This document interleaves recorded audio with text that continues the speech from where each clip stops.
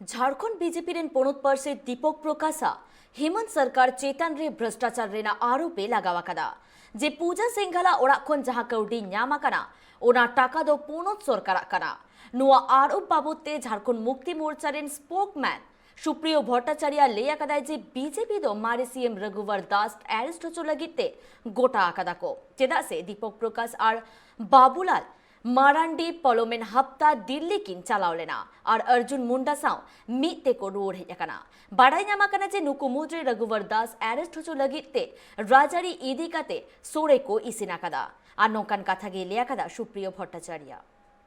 झारखंड और corruption free Jharkhand का कल एक नारा भारतीय जनता पार्टी के प्रदेश अध्यक्ष के द्वारा दिया गया। पहले सोशल मीडिया में उनका एक पोस्ट आया कि 4:30 बजे बहुत बड़ा राज बताऊंगा। बहुत आग्रह के साथ हम लोग भी थे कि भाई वो क्या बताएंगे।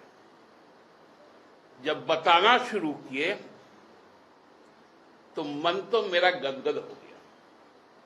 पहली बार भारतीय जनता पार्टी का प्रदेश अध्यक्ष अपने पूर्ववर्ती सरकार के निर्णयों का जबरदस्त मजम्मत करने का काम किया।